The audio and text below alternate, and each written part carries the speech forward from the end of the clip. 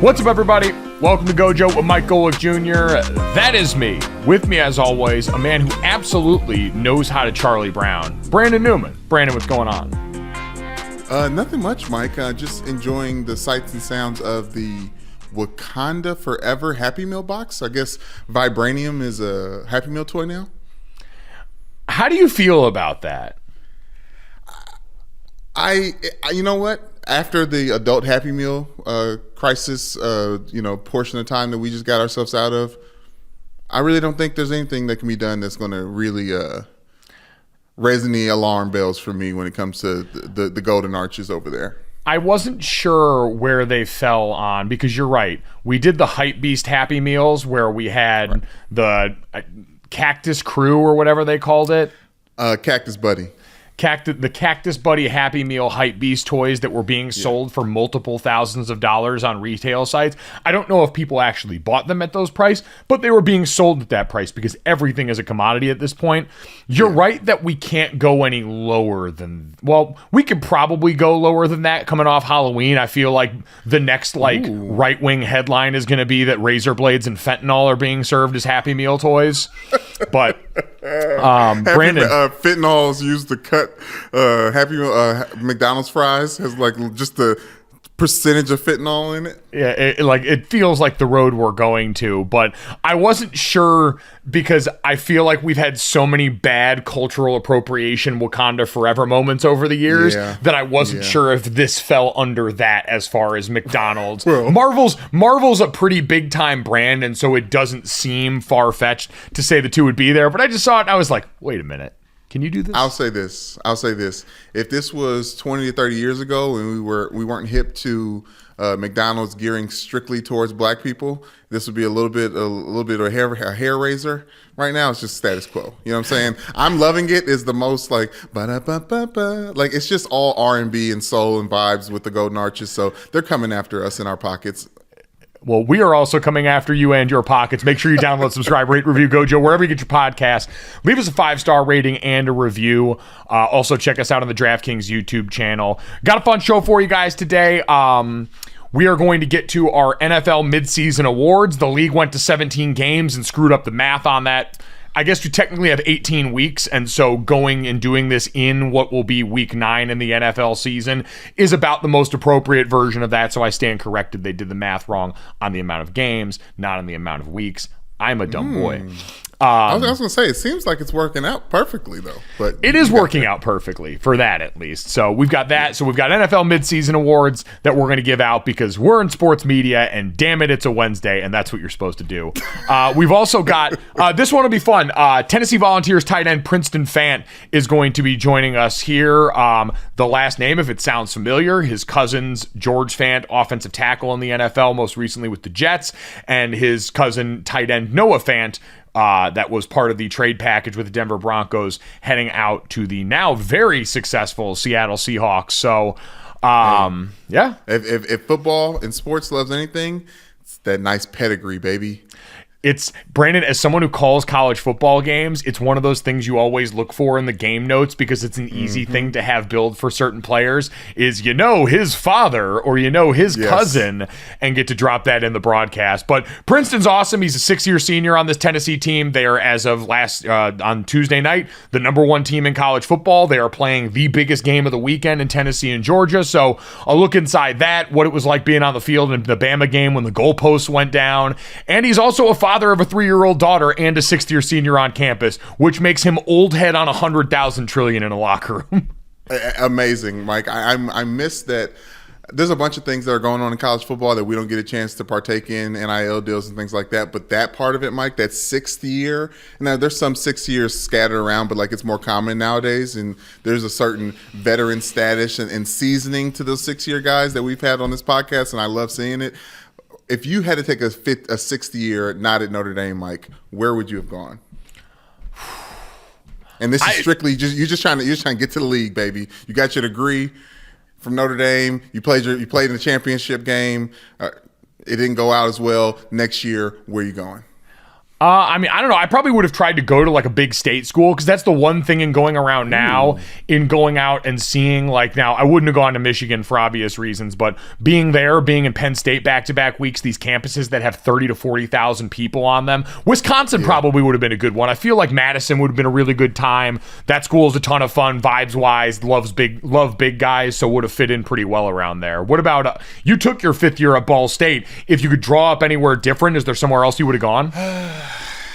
Yeah, probably. I think the whole thing at the beginning, I never regret going to Notre Dame. It led me to you. God bless the broken road. Lead me straight to you. And my wife and my children and my family. I was going to say, I like how you listed me first before your fucking wife. I'm going like chronologically from the things I see.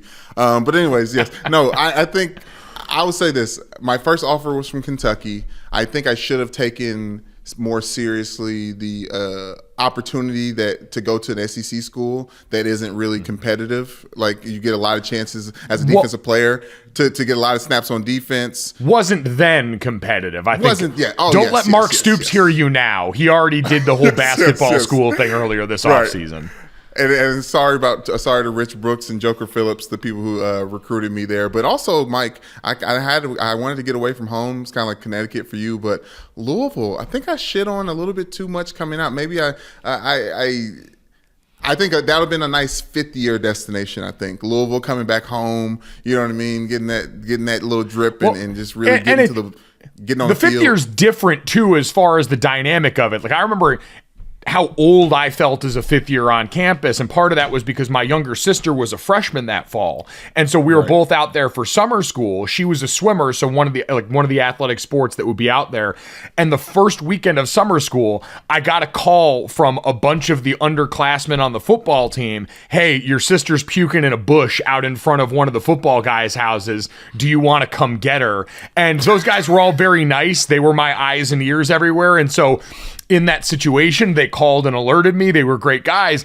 And me and our buddy Braxton, who was my roommate and offensive lineman with us, had to bring my sister back home, set her up in the bed with the garbage can and get her some water and all that. And we just looked at each other across the kitchen table like, what are we still doing here?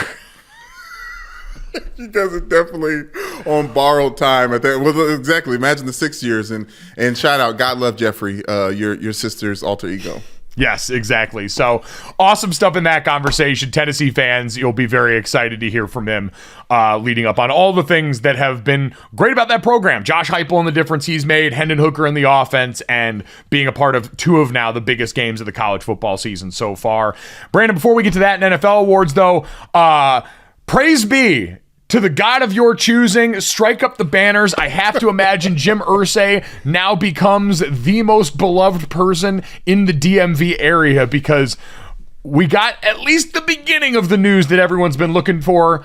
According to Forbes, originally reporting, Washington Commanders co-owners Dan and Tanya Snyder announced that they have hired Bank of America Securities to explore potential transactions involving the team. Now, you got to phrase it that way because originally it looked and sounded like, oh, they're going to sell the team right now. The statement from Dan and Tanya was, they're considering potential transactions. They said, quote, the Snyders remain committed to the team, all of its employees, and its countless fans, putting the best product on the field and continuing the work to set the gold standard for workplaces in the NFL. We all laughed out loud at that last part, and we all can understand that the best thing for this team would be the Snyders to be nowhere near it anymore. I saw plenty of people tweeting, I forget if it was PFT comment, or no, it was Will Compton, saying, I think Commanders fans would rather have the Snyders sell than win the Super Bowl this year. And I think that's very real. So, Brandon, this isn't necessarily out of the woods yet, but I don't think this headline would come out and be phrased even the way we've seen now if it weren't about selling the team. Because they understand the story around this franchise. It wouldn't just be seeking, if they were seeking just minority ownership. Because remember, Dan Snyder had that thing a while back where a bunch of the other partners left in the wake of the last time we were talking about about this scandal and he just bought up more of the team. If it was just, hey, we're going to find other people to help and come and put money into the pie, it would have been phrased that way. This seems like, with the Mary Jo White report still hanging out there in the ether, the other probe into the behavior and the workplace environment in that company, it seems like this may truly be Daniel Snyder trying to get out away from this now that Jim Irsay went and sounded the alarms at the owners' meetings. Yeah, that's where my head went immediately. It's like, where's Jim Irsay right now? Is he patting himself on the back? Like, where's Jerry Jones right now? Is he wiping the sweat from his brow? Like, I'm a little confused at how this is coming out after the last time we heard from Daniel Snyder. He was saying, I will take all of you with me.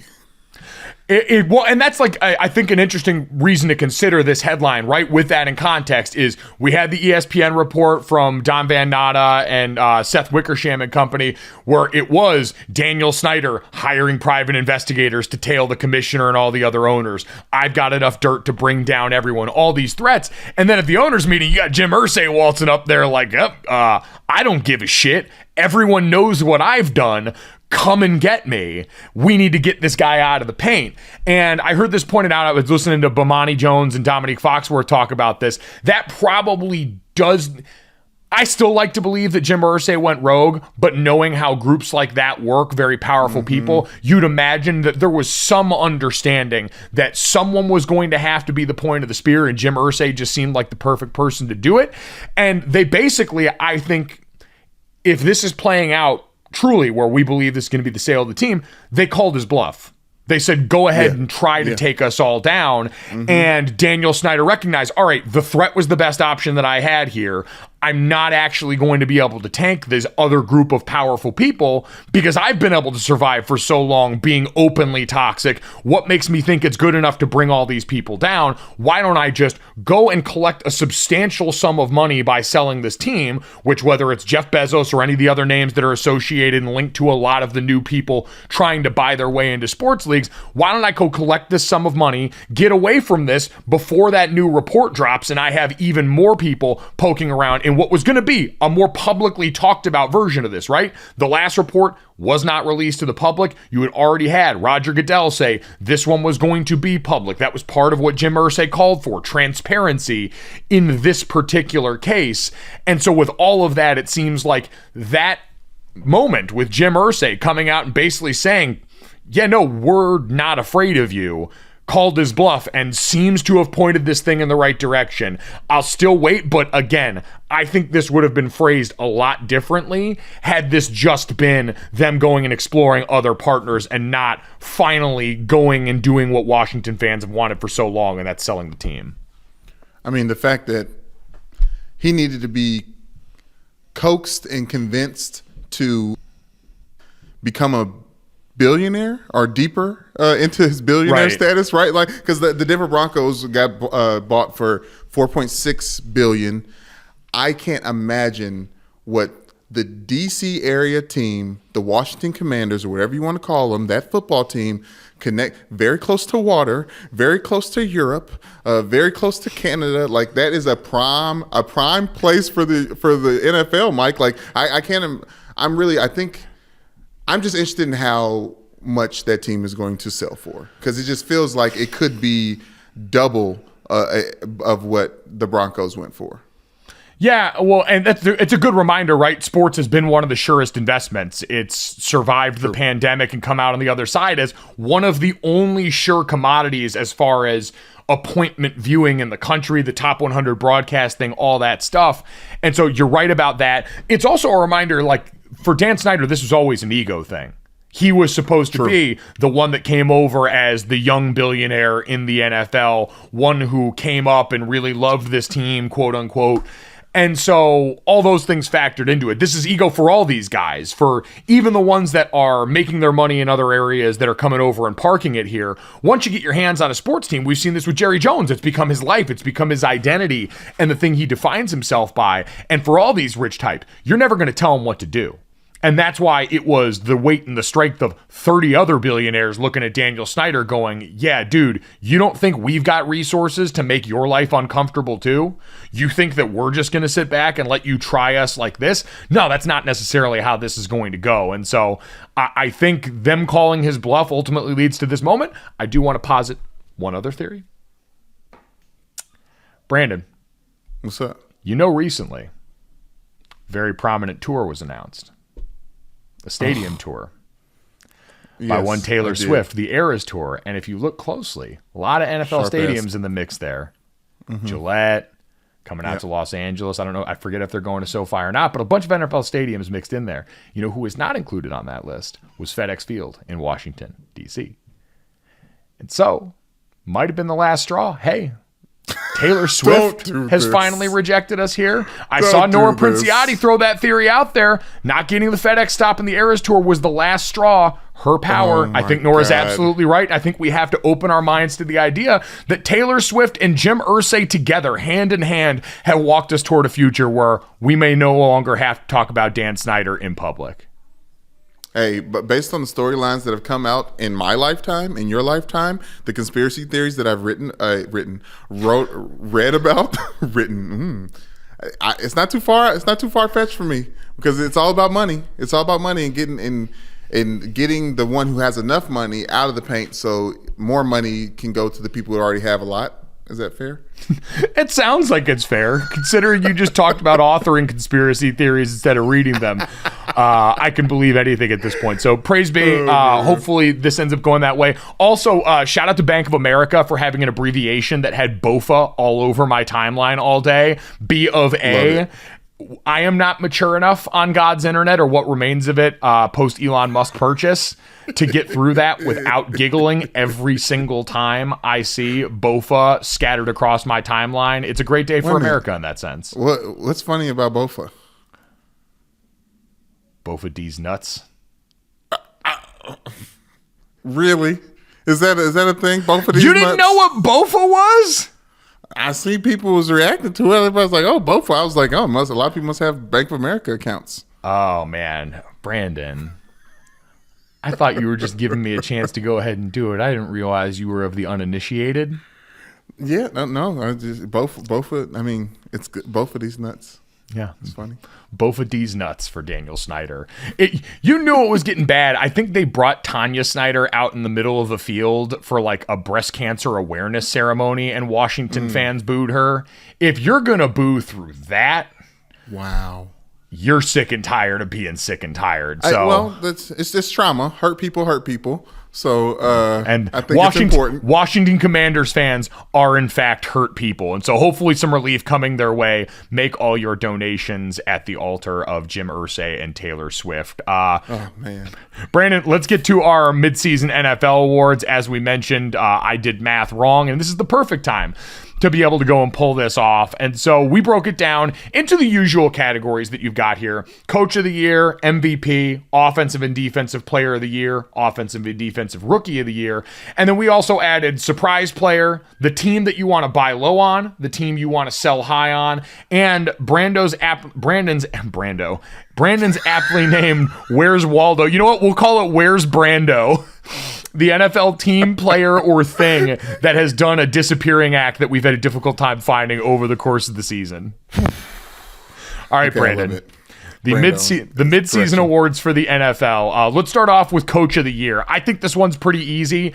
I had New York Giants head coach Brian Daboll. I think not only because they've been successful, and not only because we can have a conversation about the NFC East being the best division in football, in large part because they have risen up to the level that we expected the Eagles and Cowboys to be on. I know the Cowboys got there a different way, but I think the Giants did too. And I think Brian Daboll, who we all thought, all right, would come over and make this look like the Buffalo Bills, has won in a completely different way than they did in Buffalo. And that adjustment to the parts that he's got in New York, to me, is the sign of, all right, this is someone who comes in and is actually capable in all the ways that you want to see for a leader. We talked to Julian Love here about him personality-wise and why he fits. Fiery guy has seemed to really fit that New York moniker. And of course, I love a fellow bald-bearded white guy, so I can't discount that either.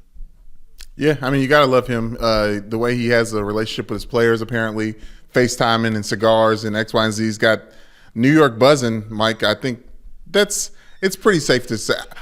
For a team that we thought wasn't going to be that good, and for them to be as good as they are, yes, Coach of the Year status. I would think I want to give it to Kevin O'Connell, but I'm not. Oh, I'm not. I'm going to give it to Robert Saleh. Robert Saleh. I'm going to give it to Robert Saleh because in his second year with the Jets, he has made them relevant in a division that obviously was birthed, it felt like, by the Patriots for a very, very long time and babied by Bill Belichick the rest of the time. The Dolphins got really good this last year and were flirting with really good the year before that, led by Brian Flores. And in that division, the Jets are still relevant, important. We got a guy who was a former defensive coordinator with the 49ers in Robert Saleh, and in 2 years... You keep pronouncing it the right way the first time and then pronouncing it the wrong way the second time. It's Rob Saleh. Saleh. Okay. I'm sorry. I'm sorry, Rob Saleh. But anyways, just for a guy that comes out of Detroit and just, a minority in this league and for the defense to show up the way they are, it just kind of proves. I know there's a lot of lightning in a bottle that gets caught with that first year head coach, like with Brian Daboll. But the second year, and it actually kind of sinking in a little bit, that's what we were trying to hoping for from Dan Campbell and the Lions, and we didn't get. So I got to go with the Jets and Robert Saleh. Yeah, and I think the difference for both of these is we feel like they're maybe doing more with less than someone, say, like Mike McDaniel, who walked into a situation down in Miami where you had all these new parts come in, deserves a ton of credit for the system that he's put in place that's really helped maximize Tua's strengths. But we think of Jalen Waddle, Tyreek Hill, so many of this is the sum of parts that came together versus the Jets and Giants that I don't think have nearly as much firepower as that team did. You could even say with Kevin O'Connell and the Vikings coming in, you walked into a situation with one of the best receivers in the league, a very consistent regular season quarterback in Kirk Cousins, but both of those still deserve a ton of credit. But I think doing more with less is always going to shine. Brandon, MVP so far this season. I am going to go ahead and throw this squarely at Patrick Mahomes. The Chiefs have the best offense in the NFL still by a number of metrics. I know some of the counting stats like yards per game and stuff might tilt for Buffalo. But I think with Mahomes, their offseason approach was a bet on him being as great as he's been. You let Tyreek Hill go in free agency and sign with the Miami Dolphins. I forget. Yeah, that was a free agency thing. I forget if it was that. No, was that a trade? I forget. A trade. Yeah, okay. It was a trade. Yeah, Tyreek Hill. That was a trade, and then he signed the contract with Miami. But either way, you're only confident in doing that because you're confident in your quarterback. You've gone out and assembled a wide receiver body of every type, and you added Kadarius Toney to that at the trade deadline also. All that only works because 15 is playing as good as we've ever seen him. And for a guy that's already been a Super Bowl MVP, a Super Bowl champ, and a regular season MVP at this young age, I think this has been some of the best stuff that we've seen from Pat. Yeah, I like it. I mean, it's hard. Yeah. It's hard to say it's the best stuff we've ever seen because of the MVP and the Super Bowl that's sitting out there, Mike, for me, because I want to give my MVP award to a guy who hasn't had those accolades just yet, and it's Josh Allen. He's consistent, great, mobile. We talked all about Josh Allen and what he can do with the football, but I think it's the touchdowns that really do it for me, Mike. Well, I was going to say, he's the second leading rusher on their team, and he's only behind Devin Singletary by like 17 yards. He does everything for that offense. He's averaging the most pass yards per game in the NFL right now. He's doing a lot for that team. He's been insane. And they're a great team. They're a great team, and obviously he's getting helped out by that defense, Mike. But I just think there's something that's changing right now. I do think that Patrick Mahomes is my favorite player in the NFL right now, but I think it's fair to say that Josh Allen is the best. All right, let's go on then to offensive and defensive player of the year. The defensive player of the year conversation's unfun for me because I think it's so overwhelmingly Micah Parsons so far. Like Micah Parsons, who has I mean, think about for the majority of this season, he's led the league or been close to the league lead in pressures, in pass rush win rate. He has been the most impactful player on a defense that has doubled down on last year's performance under Dan Quinn and been exceptional when that's a hard thing to hold year over year. Yeah, no, that's fair. Well, I mean, who would you throw up there to be different then?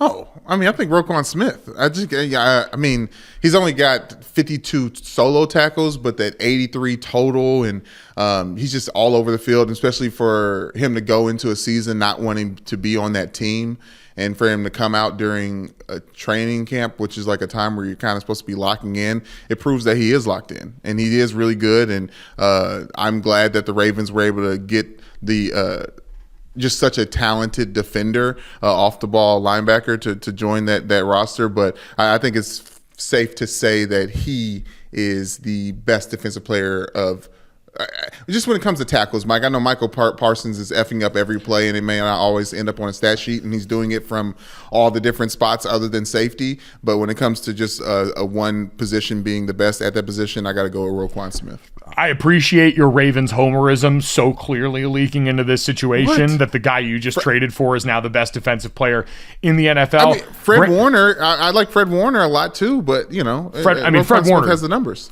He does. Fred Warner is a better player than Roquan Smith, but Micah Parsons. But... So Micah Parsons right now behind Matthew Judon and I believe two others. He's got 8 sacks on the year to Judon's 8.5.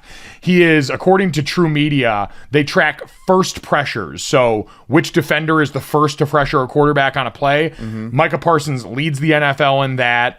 He is, I believe, number one. Yes, number one in pass rush win rate. So how often do you beat the offensive lineman you're going up against in under 2.5 seconds, which is usually like the average time that a quarterback's getting the ball out? And like you said, they put him everywhere to do it. I thought his best snaps were as a pass rusher in college. It's proven that in the NFL. He's been a dog for them. He's played through some minor dings and injuries because he wants and understands how important he has been to a defense that is the overwhelming strength of that team. So that's defensive player of the year. Offensive player of the year, I said Tyreek Hill. I mean...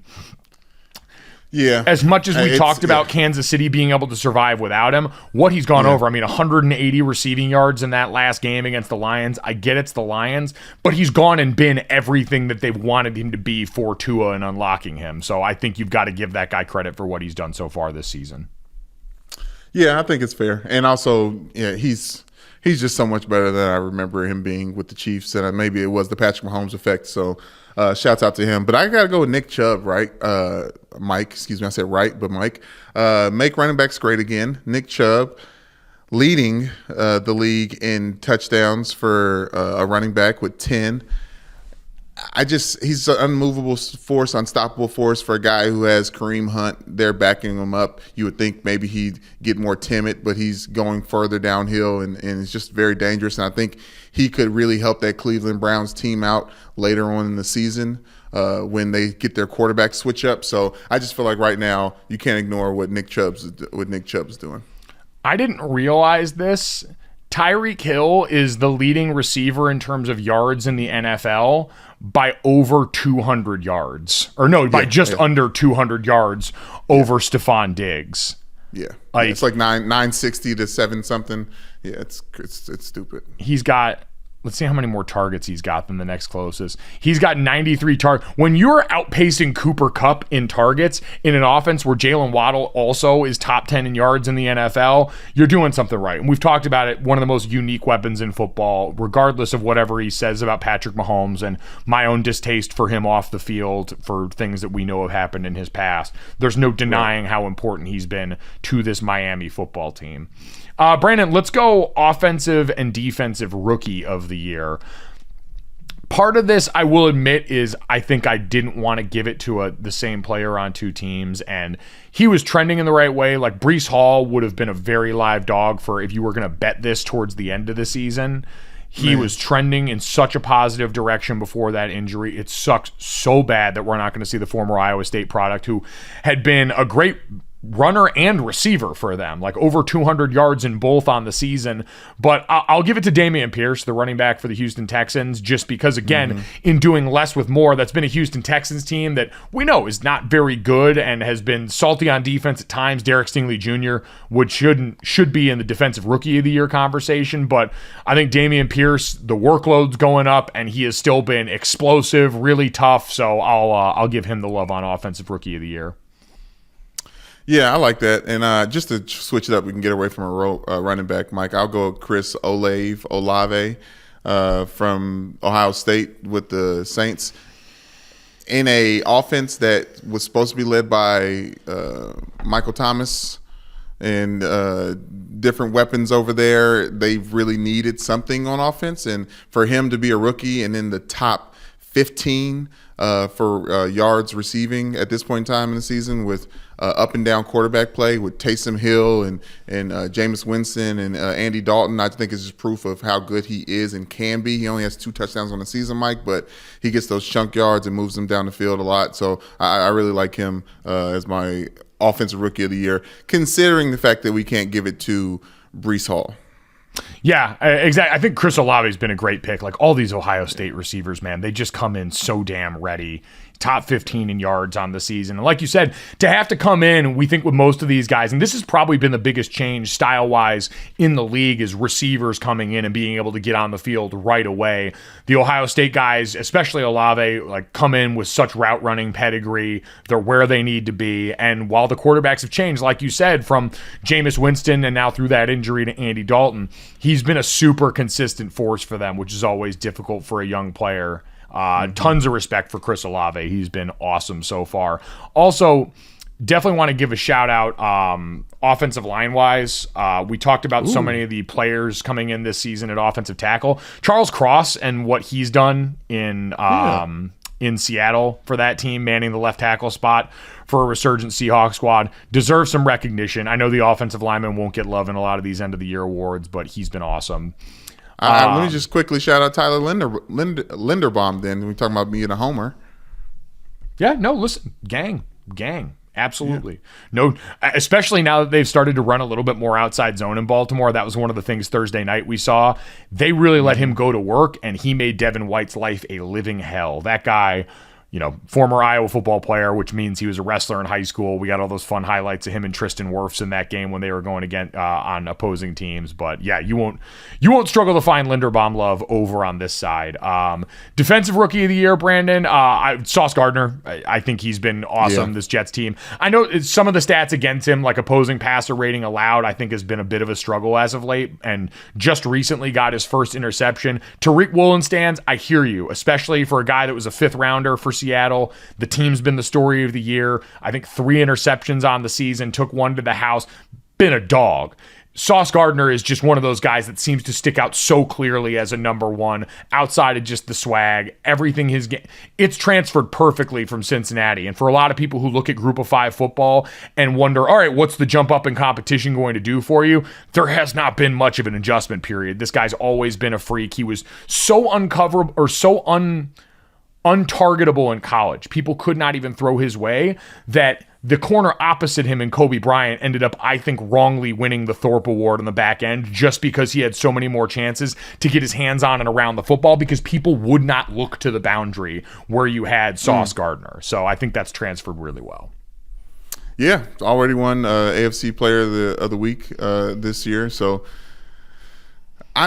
it's so crazy to see DBs and wide receivers. I know we just talked about the wide receivers doing well, but I'm so surprised to see them have such success even in the first half of the season, right? Yeah, I mean, listen, we mentioned like Tariq Woolen, Derek Stingley Jr. also, who was the chosen one after his first season at LSU, and then obviously the COVID season, injury, and a lot of stuff, but has been balling still. Yeah, okay. For me, Mike, I got to go with was it the 22nd pick for the Packers last year?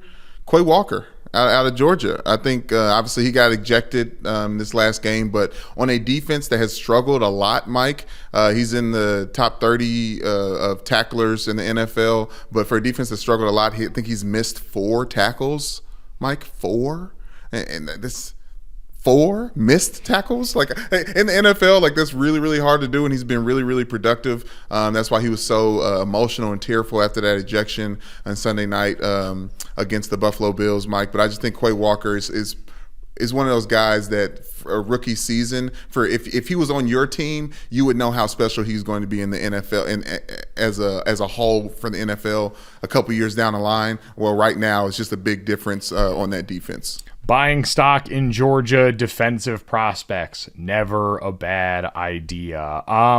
Brandon, let's go with surprise player. We have like comeback player of the year a lot, but I wanted to just kind of incorporate 2 guys that weren't necessarily coming back from injury in this. And this is basically just a way to spread Geno Smith propaganda. I don't know how you point at anyone else, man. The guy spent basically, 7 years on the shelf, something like that. Yeah. It's just insane. I mean, in legitimate MVP discussions this season, like whatever counting stats, passer ratings that you want to pull up here, Geno Smith's been one of the best quarterbacks in the NFL on the team that has come out of nowhere that we all thought was going to be in reset mode and now is one of the 2 contenders. At this point, the Rams can't be counted in that discussion. It's the 49ers and the Seahawks in the NFC West right now, and the Seahawks have the very legitimate shot to go out here and make noise in the regular season and the postseason. We can't discount that. It's been a total reversal of fortune. Yeah, I don't think it's clearly Geno, head and shoulders Geno, but just because I have to put a vote in as well, I'll say Saquon Barkley. Obviously, I have an affinity for running backs. You can tell from this list, but for a guy who had a huge injury, for a guy who had all these stakes in front of him before, and you know everyone's looking at him because he was taken so high from that Giants team when he was drafted out of Penn State. Right now, Mike, this far in the season, he is second on attempts and second in yards, just behind Nick Chubb, tied for 6th for touchdowns. I just think that he's been a huge, consistent spark for that offense for the Giants, and it's been great for Daniel Jones. That little love affair between them 2 reminds me of Stephon Diggs and Josh Allen. It's really sweet and cute. But the Giants are doing good things, and I think Saquon Barkley is a huge part of that. I think for the actual like NFL awards, comeback player of the year, Saquon's got that locked up if he keeps this up this season. Yeah. Like as far as coming back from what he's done, that seems like someone who'll be a no-brainer in there. Like surprise player, I don't know if Tua would count what he would count on in this category. It's definitely been a massive uptick. I mean, right now leads the NFL in adjusted QBR. Doesn't he just look as good and bad as he has always looked? Well, doesn't he? I want to go. Tua's one of those players that now, as we've gotten to midseason, I've watched some of the games. I want to go back and watch a little more closely just to see, because so many people are going to point to the offense, the opportunity, and I think that's a huge part of it. The receivers, the weapons he's got, adding Teron Armstead for protection, all these things that matter. Tua's also played really well. The top conversation around him is always weird and toxic. The Dolphins fan base is a nightmare to interact with. There's been all that debate about Justin Herbert and Tua and who you'd rather have going on. That, again, is more of a conversation than Dolphins fans want to hear, but everyone just wants to result this stuff. I don't want to get into that right now. We'll dip into that cesspool at some point, but all that is to say, Tua Tagovailoa also feels like he's deserving of some recognition here. Brandon, let's wrap up. Buy low and sell high. These are mostly teams right now through half of the season that you're looking to buy the dip on or sell off at a really good price. The seller for me, I'll sell high on the Titans. I know we're riding high off that Derrick Henry performance, but I think if you look at their schedule down the back half of the season, the fact that, yeah, you're going to get Ryan Tannehill back, but how much is that worth to you? I think that team peaked last year, and as great a coach as they've got there, I still think that this is a team that's probably primed for a little bit of regression down the second half of the year. Maybe I'm mistaken. Maybe I should stop doubting Mike Vrabel, who seems to have some of that Mike Tomlin to him as far as being able to constantly make the best out of rosters. But if you're asking me to buy high or sell high on one of them, it would be the Titans. Okay. And sell high? I'm trying to make sure I understand this concept. So high. Which team has been really good through the first half of the season that you do not think will exist in the second half of the season? Okay, I had my buy low ready and I was confused. But when it comes to selling high, Mike, I think you got to sell the Cowboys right now. I think there's a reality to Tony Pollard being the best running back, whatever's going on with Zeke, and Dak coming back, as good as the defense has been, Mike, I feel like there's a reality to why we never give the respect to the Cowboys that they seem to be earning throughout the regular season, because at the end of this regular season, they flame out for whatever reason. Let it be Jerry Jones and his hubris and X, Y, and Z. I don't know what it is, Mike, but it's like with the Vikings. It's like, yes, we can champion how good they look and how much they're performing, but we've seen it too many times go the wrong way when it matters the most. So as good as the Cowboys look, sell. Yeah, I mean, I can understand that. They have been, especially since the mid-'90s team, a 500 football team more often than not. I just think getting Dak back, we talk about the timing of these things and the fact that he's going to get healthier and look better. They survived the toughest part of their year. I'm still really in on that team. I think especially in that division, it's them and the Eagles right now. I still think the Giants, as good as they've been, I think they've had to really go, and that's been about coaching. That's why we talked about Brian Daboll here, Saquon Barkley. I think the Cowboys just have more to work with, and the defense has such a clear identity as this is the thing we do exceptionally well. So I'm still on the Cowboys. As far as buying low, God, against my better judgment, I got a little bit of the tingles from there was a sign of life from the Packers in that loss to the Buffalo Bills. Part of that's me being pissed off that Buffalo didn't manage to cover, because great teams cover and I had money riding on them. But I looked at that and said, all right, the running game showed up in the ways that we were finally expecting. Some of those receivers started to catch everything down the stretch of that game. There were no moves made at the deadline, so maybe there's enough belief from Matt LaFleur and company there to where if I'm going to buy a team that's below 500 right now to maybe make some sort of resurgence. Part of that's the division outside of the Vikings. Not much to write home about there. I'll go that. I don't feel great about it, but it's total recency bias, and that's that game against the Bills. Well, you didn't feel good about that. I don't feel good about this either, Mike. I think you got to buy low on the Browns. The Browns, the 3-5 football team right now that are going to get a better quarterback later on. But right now I think Jacoby Brissett is on his Geno Smith shit, just in a sense of always proving why he's still on a roster and still A-okay when somebody's starting quarterback goes down and he had to lean on Jacoby for a stretch of games. I really like that team. I really like the team on defense. They showed up. It's going to be interesting how they finish off this season, because they have some tests starting with Miami and Buffalo right back to back in November. Yeah. But I just think that they are better than their record shows. So God, I think that they're one of those. There's one of those teams that can possibly make the playoffs. We are so draped in recency bias. The both of us just watched, because if it had been a week ago, we'd have been talking about the Bengals. 100% would have been talking about the Bengals before that Jamar Chase injury. So I get it. That's the thing, Mike. Listen. No. Here's the difference. In the AFC North, betting on a team that throws the ball versus a team that runs the ball and defends well, you got to go with the runs the ball and defends well, even though that the Bengals recency bias just showed us what they can do with Joe Burrow in their arm. And that's the thing. Recently, that wouldn't have been the case, but this feels like some sort of weird throwback here in the NFL where we're seeing more teams who have relied on the run and stingy defense. It feels very early 2000s-ish football. Last one, the where's Brando, the where's Waldo of who's disappeared. To me, again, super easy, the Colts. Like one of the most disappointing teams in football this year. Matt Ryan benched. The offensive line improving some, but was a legitimate weakness for the first half of the season in so many games for them. Was stunning to say the least. I got that so wrong. I had them picked as the ones that were going to win the AFC South and have been dead wrong thus far.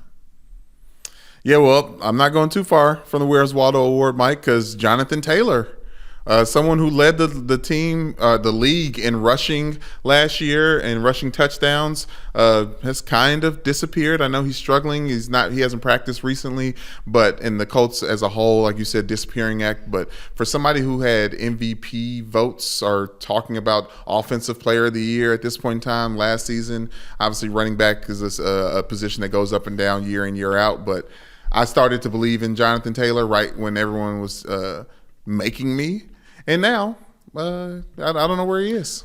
Yeah, it's tough. Another guy that, they talked about Matt Ryan being sold a bill of goods. Jonathan Taylor, part of the appeal was, man, you went right from a Wisconsin offense that lived and died by running the football up front to a Colts offense that was the same and had him as a midseason MVP candidate last year to now where that thing feels so broken that, yeah, relative to his standard being 18th in rushing yards on the season feels like a gross departure. The fact that he's only got one rushing touchdown so far this season, all of it has fallen so far from grace.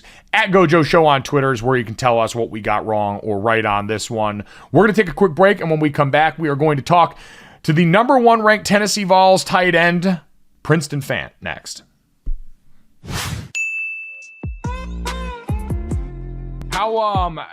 How is all the added attention going for you guys? Like I was thinking about this before I was getting set to talk to you today. So I played at Notre Dame back in the early 2000s, and I was there in 2012. I was a 5th-year senior. We had been like a 500 football team most of my career. And then my last year in 2012, we ended up going undefeated and playing in the BCS title game. And I just remember every week the noise and the amount of people around campus and everything just kept getting up more and more. What's that been like for you so far this season? It's definitely been, a lot of confidence around here. A lot of people are, sending me things on Instagram, social media wise, and just so many people around, campus and stuff are, excited about it as well. Just us as a team, just focusing on the next game and not really playing into the hype and just getting ready to do the things that we need to do on the field on Saturday. And your head coach, Josh Heupel, was talking last night. You guys are the number 1 team in the country. The college football playoff rankings came out. You guys in big, bold letters, that power T next to number 1. As these things have come up and as more and more attention's been on you guys, what has he said about handling that noise? And did he talk to you guys about number 1? Like, what was the reaction to that for you and the team? Yeah, it definitely wasn't no reaction at all. He was just like, man, we have to focus on, one game at a time, one day at a time. And just being focused on what we need to do as a team and what we need to do on Saturday. And that was honestly the main thing that he said is just us just staying focused, not playing into the hype, and just get ready for Saturday. We know that it's a big game, so we got to show up. What was the reaction from the team, though? Like, were you guys excited? Did he have to talk you back down off that, or was this business as usual for you guys? It's business as usual. We took it as, okay, we're number 1, but we still got a game on Saturday. We have a game next Saturday. We have a game next Saturday after that. So that's our main focus, is just focusing on the game that's next, and that is this Saturday. And we're not really falling into the hype at all. Going out and being able to get that win versus Bama was so big nationally for the way people talked about it. Did you learn anything about your team in that win? Was there something you took away from that was more than just any other Saturday? Definitely. When adversity hit, with the fumble and everything, we all got each other together, and just leaders stepping up, being leaders on the team, and just Hendon really leading that offensive group as well. Just us just focusing on the main goal, and that's to win. And, just seeing that with the team and just to seeing the guys react to adversity was definitely special. What is special about Hendon as a player? Everything. He's a leader. He's a great ball player. Man, he's a brother, honestly. He loves his team, and he loves us as, people, as individuals. So he's a great person. And that showed up in a ton of different spots on the field. In this offense, everyone talks about it, the speed. People that do the broadcast put the play clock up in between and show how little seconds it's taken off in between. How big of an adjustment was that for you as a tight end, who you guys have to do a lot in any offense, but especially in this offense? What was that adjustment like when Coach Heupel got here? It was definitely an adjustment just because of the way we play offense the year before they got here. Just the tempo, honestly, we all had to get used to that as well. But I mean, we adjusted pretty well. It did take some time, but we adjusted, and we're loving the offense. What goes into adjusting to that tempo? Like, what is the off-season training camp? What do you guys do differently in order to be able to go out there and operate at that speed? I wouldn't say we do anything differently. We just, we have to push each other whenever we're running, just to make sure that we are in shape. Just honestly, just staying in shape, getting in shape, and just getting ready for that tempo. In this one now, you're a 6-year senior. You've been around here for a while. You've seen different regimes come through here, like you mentioned, different styles of play. When Coach Heupel got here, what stands out to you as different about him as a coach, and maybe why you guys have been so successful? He just lets us be us, man. He's real. He's 100. He's not, sugarcoating anything. He's a great coach. He cares about us, and as people, man. And I love that about Coach. And he brings that energy. He loves to compete, and we love that. We feed off of that. So what's been like, for every team, there's different goals going into the season, different things. Like some coaches will come out and say, hey, our goal is to win the national championship, and they'll talk about it. Some coaches are not going to say that. They're not going to let things get too big here. For you guys as a team and for Coach, what were kind of your stated goals going into this season? Well, of course, we want to win the national championship, but the main goal is just playing the next game and just focusing on that next game and, just let everything just – go with it, and whatever comes with it comes with it. But we're focused on this next game, and that's our main focus. Was there like a point in the offseason leading up to this year? Because again, you've been around a lot of ball. You guys played a lot of good football last year, especially from that Pitt game on. I think people really saw seeds of this team. Was there kind of a point where you looked around at this offseason and thought, oh yeah, we're capable of doing something pretty special?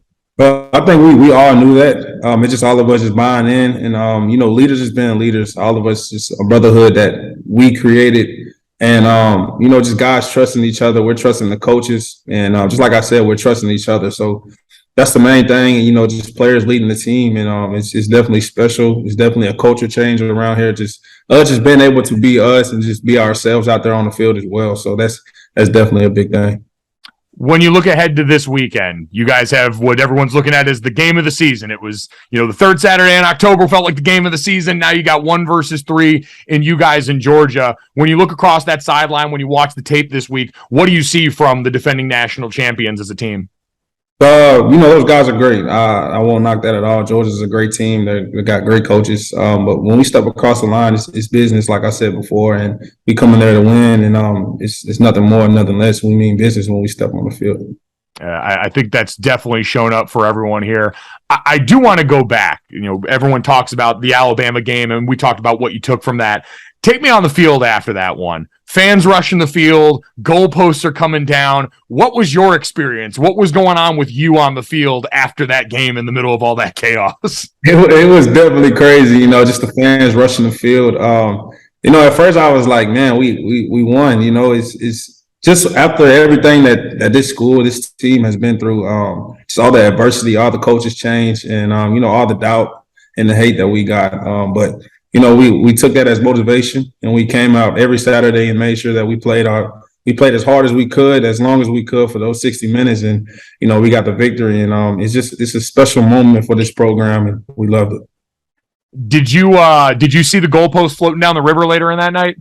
I didn't see it floating. I heard about it, I was like, man, they threw it in the river. But it's definitely something crazy. It was a wild scene and a fun one to watch, man. I'm curious. You mentioned people hitting you up on Instagram, everyone coming your way.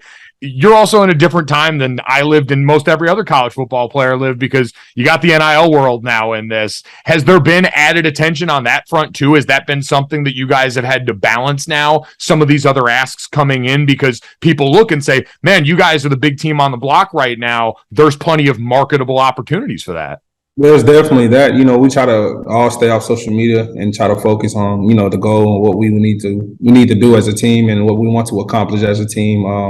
There's definitely opportunities out there, but we're just so focused on the next game that we kind of ignore that and just focus on what we need to do. Okay, was that like a decision you guys came together as a team on then? No, I know Coach Hype hit on it a lot. He's just like, man, don't fall into the hype. We have another game to win, and we have another game to go compete against, and that's the main thing that we're focused on. Now, I've seen plenty of pictures, and my God, the cutest thing in the world, you and your daughter hanging out on the field after some of these games here. What's it like, being a dad and being out there and having your daughter be able to see you go out here and do the things that you've been doing on the field? It's definitely a special moment. My daughter is 3, and she's over there cheering and screaming and yelling, and just being able to be there with her after the game is definitely something special. Definitely heartwarming as well.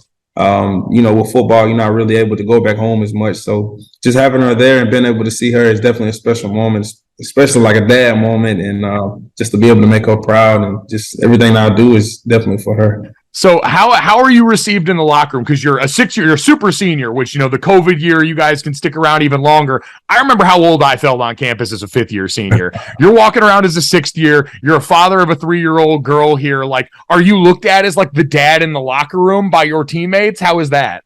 They don't really look at me as a dad in the locker room. I wouldn't say that, but they sometimes call me the old head, and I'll be thinking that is funny. But just the main goal is just bringing these young guys in and just getting those guys ready for what's coming with this program, and just making sure those guys are all right and coached up as well. And that's definitely the main goal. Like Miles Campbell and all of the other young guys that's in the tight end room as well. Just coaching those guys up as much as I can, getting on with them just on the field and off the field, just being there, trying to be their big brother and trying to help them out. You mentioned some of the young guys. We talk a lot about Hendon. Obviously, Jalen's getting a ton of attention, and rightly so, for the numbers he's putting up. Is there someone on this team who you think's been so big for you guys this year that's maybe not getting the headlines that they deserve? I don't think there's anybody on the team that's not. Jay Wright, he's a great running back. I know a lot of people don't really see it at times, but that guy he's a great running back. He comes to work every day and he works hard. And that's another little bro that I look at. And, I try to stay in his ear as well. And before a game, I talk to him every time and just tell him just run hard, man. And that's definitely the main goal. And just Miles Campbell as well. He works hard in practice. And he's going to be one of those guys that really shows up next year for sure. Well, I mean, you're kind of a guy that's done a little bit of everything, right? I mean, we've seen rushing touchdowns for you. You've thrown touchdowns. Like, do you feel like you can offer everybody a little bit of advice? Because you kind of do it all on the field. I feel like I could. I mean, I just go out there and play ball. Whatever I can do for my team, that's the main goal. If it's running back, if it's tight end, if it's receiver, if it's quarterback, I want to be able to go out there and help those guys out and help this team win. Did you have to petition coach a little bit? Because I know the game, in pre-practice warm-ups, you go out there and you show off the arm a little bit in front of the coaches and did you have to go out and kind of petition to be like, hey, we need to probably let me go out here and be great throwing the ball? Not really. Honestly, I used to just throw it around in practice. And I remember when the first time Coach Hype got here and he saw me throw the ball, he was like, man, you got an arm on you. And I was like, yeah, Coach, I can throw a little bit. And after that, he just started thinking, and those guys got the planning, and we put that in, and it was definitely something special, and I was happy we connect on it. What's your favorite thing on the field? Tight end, we mentioned all those things you do, but tight end, you got to block. You're a part of, the run game here. You guys do a ton of really creative stuff with the tight ends on the field. You pass catcher. What's your favorite thing to do on the field as a ball player? Just compete. I love to compete. I love to go against the best. Just the attitude that I have, the determination that I have, but honestly, just whatever it is for my team that I can help them out. And that's it. That's the main goal for me is just to win. We want to win over here. So you mentioned avoiding the noise. I think a lot easier to do when you're in the building, right? You guys are always together, watching film, doing whatever you need to do in the training room, all that stuff. When you get away from the field, what do you kind of do to sort of relax and keep yourself away from all this noise right now during the season? I kind of just chill. Sometimes I sit down and I watch film. Well, a lot of times I sit down and watch film and, just listen to music and talk to my mom, call my mom up, talk to my daughter, and just call some of my boys back at home, and we just have conversations just to really just keep my mind off of football and just relax my mind as well. So just block the noise, avoid the noise with that, just talking to some of the guys at home and, laughing and joking on that. So that's awesome. I know people will see your last name, obviously familiar with your cousin. People know, very well. For you, are there tight ends that you watch, next level college that you either admire or try and model your game after that you've really watched and enjoyed? Definitely. A lot of people know Delaney Walker. That's a guy that I really look at. Use check as well with him playing fullback. So I watch those guys too. Jakob Johnson, they used to play here. So just watching those guys to watch the way they compete. And just with Delaney Walker, it was like, 6 foot, 6'1", and he was in the league balling. So just watching that dude, man, and watching the way he plays, the aggressiveness that he plays with, the catching and everything like that, just watching him blocking different things is definitely something that's motivated. Of course, my cousin Noah Fant. Just watching his game as well, the way he plays hard. He communicates with me on a daily. He tries to anyways. I know he has a busy schedule as well, but just getting the pointers and tips from those guys, and also my cousin George Fant, who plays O-line, just getting the pointers of blocking from those guys really helped my game as well in the blocking game. And that's also in the passing game, just listening to Noah on different type of routes and ways that you can set up defenders as well. So it's definitely been helpful. What's the best bit of advice that George and Noah have each given you? Just honestly blocking. Just the way that I, look at things. A lot of times you don't have to go and be as aggressive on a block, but you want to. But just feet, footwork, different type of techniques that I can use with that. That's definitely been very helpful. Well, listen, Princeton, it's been a blast watching you guys this season. You've been the story of college football. Best of luck this weekend in the game against Georgia. We're all really excited to watch, man, and continued success for you. Yes, sir. Thank you.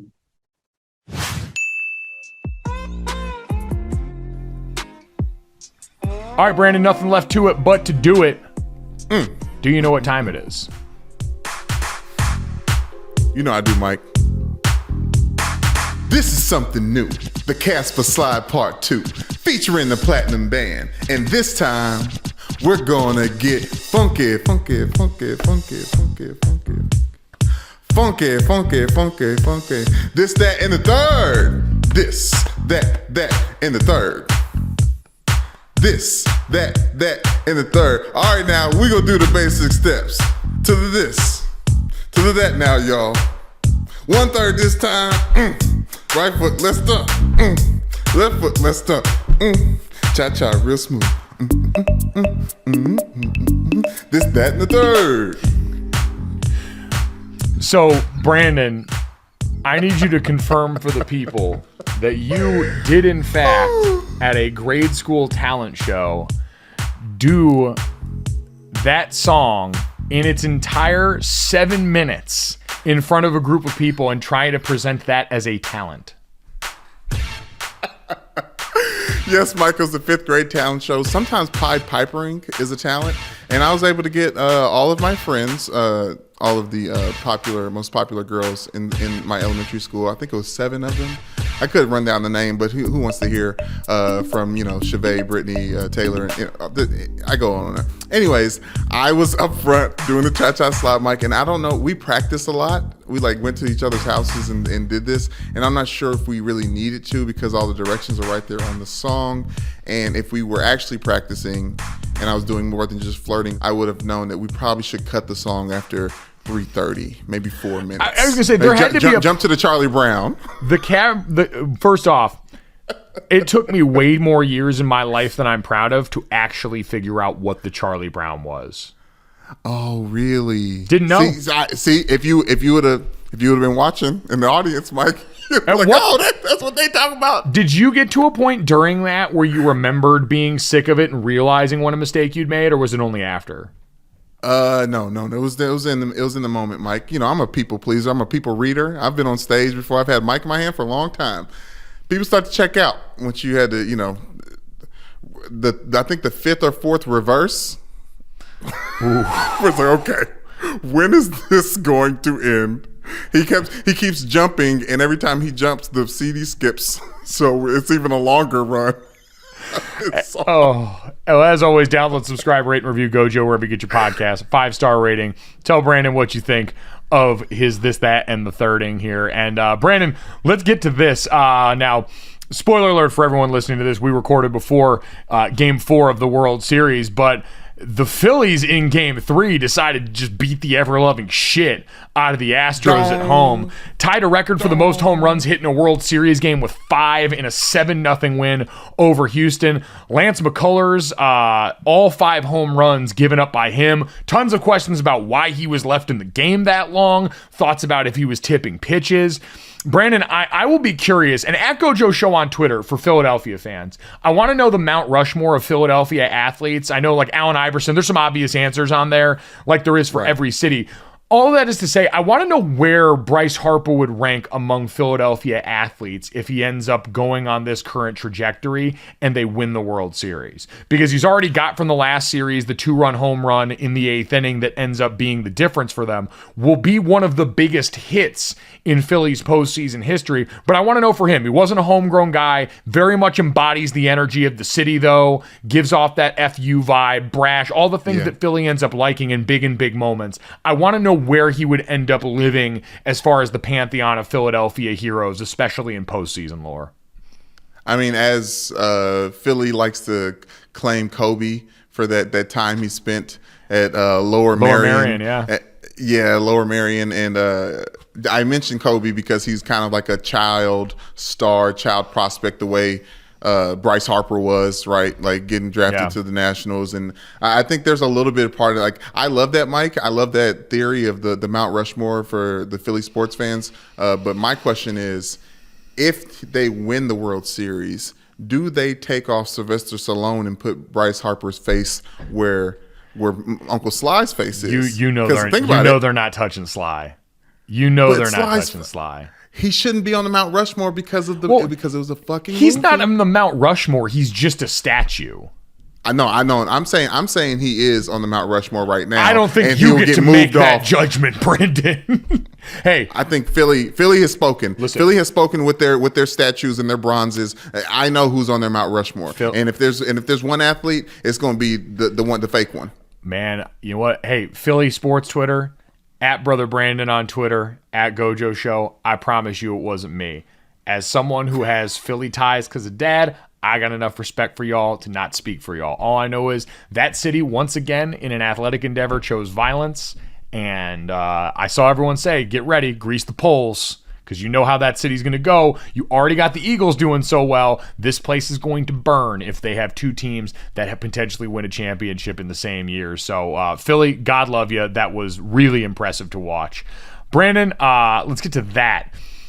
That is a truly enjoyable bleep you to the NCAA by the folks over at Kansas basketball. According to Jeff Goodman, Kansas basketball self-imposed a 4-game suspension for Bill Self and Curtis Townsend to begin the season, sources told Stadium. The program will also self-impose recruiting restrictions, which means Bill Self will miss the Champions Classic against Duke on November 15th. With Norm Roberts being the active coach. This, Brandon, goes all the way back to the 2017 NCAA probe. Kansas isn't expected to receive the actual penalties from the NCAA until after this season. I am just so proud of Kansas for continuing to point the middle finger directly back at the NCAA on this front. Winning the title last year, going out and firing off money cannons at the Midnight Madness. It's perfect. Flawless, no notes. What was the probe about? Getting Joel Embiid? The FBI probe into like all of the, like, remember 2017, it was the probe into Kansas and all the other college basketball, like stuff surrounding, shoe companies and the money going into these programs and money luring recruits here that Kansas was at the center of. And nothing has happened. Like I distinctly remember like Jay Billis and others being on SportsCenter and understandably being like, this is going to shake the bedrock of college sports. And instead, all we've seen is now everything that was illegal become legal through NIL in college sports. Jordan Brand and others signing actual athletes in college, and nothing happening to deter Kansas from going out and continuing to be one of the blue blood faces of college basketball on the men's side. Yeah, won't he do it? Just God being good at it. Kansas Athletic Director Travis Goff says, "We are hopeful that these difficult self-imposed sanctions will assist in bringing this case to a conclusion." I hope he was smirking when he delivered that. It's so perfect. And it's a reminder, by the way, you don't have to cooperate with the NCAA. You shouldn't cooperate with the NCAA because it's not going to buy you any leniency on the other side. The self-imposed sanctions is trying to get out in front of this. I don't know what the NCAA is going to do, Brandon. I had long forgotten about this even being a possibility because 2017 feels like 200 years ago. But again, You should operate exactly how Kansas is operating, which is not caring if the NCAA cares about what's going on to the hood of your program. Cooperation has never bought people an ounce of leniency on the other side. Hello, Notre Dame's 2012 wins that have since been vacated. Do not answer their calls. Do not answer when they knock at the door. Leave their text messages on red. They will not be relevant much longer. Brandon, let's finish this off and get to the third. I saw this from the New York Times. I'm ready for this, Mike. Put out a poll in an article asking, if crop tops being worn at the office was a workplace trend that you supported near. The article's all about how, especially with Gen Z, now you get kids graduating that are less inclined to go and buy into this idea that they need to have some sort of workplace wardrobe that's special and different from what they wear otherwise. We got through a pandemic where athleisure became the overwhelming flavor of how we all operated. Brandon, my question to you is, one, have you ever worn a crop top? Because I have, and I'm very proud of it. And two, what's the weirdest thing you've actually worn into work at the office? Ooh, that's a good one. Probably Jesus sandals. Like those, I call them my Wakanda 2s, but they're the like hiking sandals that you have the straps, Merrill style sandals. I think that's probably the craziest thing I've worn to work. Yes, I have worn a crop top, not to work, but shout out to Chris Zorch from Notre Dame, the last national championship. He famously wore crop top as a nose guard, and that's where it was inspired from, and all those other meathead movies that we grew up with on the 90s for football. So yes, crop tops are not just for women. No, they're absolutely not. Zeke Elliott's obviously going to get a lot of credit for that. I would also say shout out to Chance Warmack, one of the architects of that as far as big boys wearing crop tops. I'll say this, Brandon, one of the weirdest things outfit-wise, because I got to do a lot of goofy shit during my time at ESPN, but I do distinctly remember the weirdest I felt in the office. We did a 28-hour fantasy football marathon, and after it, I was a moron because I was young and just saying yes to everything. I didn't take off work the next day. So I had to be in there for the 4 to 6 a.m. radio show after that all got done. And I went into my dad's office because I didn't have a cubicle at that point. I went into my dad's office with a blow-up mattress that we had used during the fantasy marathon, laid it down in there, and then stripped down to my underwear and went to sleep in the office on the blow-up mattress. And God help, some poor custodian walked in at like 3 a.m. to just clear out the garbage cans and got a visual that they will probably never forget for the rest of their lives. Mike, why did you take your clothes off? Dude, I was delirious. We had been up for so long, and all I knew was I needed to feel comfortable for at least a little bit. That is absolutely wild. Has there been anything, and probably not for you because you don't take as many liberties as I do at times with clothes, but I had this shirt that I decided I was going to, you have something in your closet, you're like, I think this might be, back when people used to go to work, I think this could be work casual, right? Like I think this will fly with some dress shoes and some jeans. I had this button down, or this it was like a thermal shirt, Mike, but someone at work called me out and said, why are you wearing your pajamas to work? And I'm still, my feelings are still hurt by it. And that shirt is just, the Goodwill got it so quick.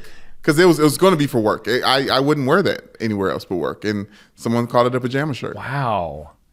Brandon, I'm sorry someone stole your innocence from you in that moment. Well, one day at a time. Weren't you one of the ones in college that tried to make leggings for men happen?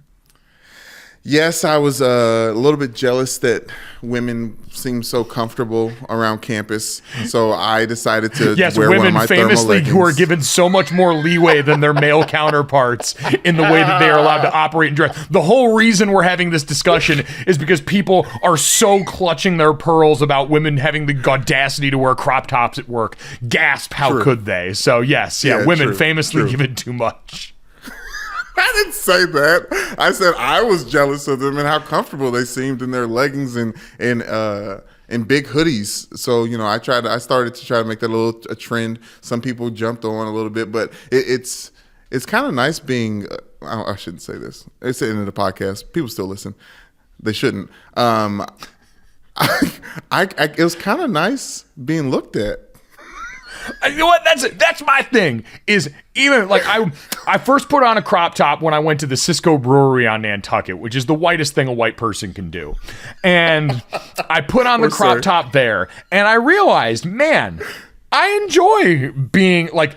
For me, again, where I don't have to spend most of my life as the subject of some other domineering force's gaze in a way that's deeply uncomfortable, it was fun to feel sexy for a little bit there. And I don't want to begrudge anyone that opportunity here. We're a body positive podcast. Go ahead, and if nothing else, incredibly functional. Let your midsection get a little bit of air. It's incredible. And I mean, as a nose guard, as a lineman, as someone who never skipped leg day back in the day, like the lower half of my body is the part that I'd like to show off a little bit more. So it kind of helped me because it was like show off the muscular point, put a big heavy, a fitted sheet over yourself from the upper part, and let everything at the top be a mystery, and then show off the cakes. Show off the cakes, Brandon. Cakes and thighs. Hey. Cakes and thighs. Cakes and thighs. Always on the menu on this podcast here. Despite what Brandon said, we hope you do listen all the way to the end, and we appreciate it when you do.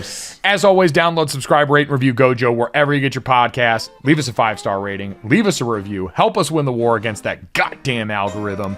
And also make sure you check out the DraftKings YouTube channel. Subscribe there.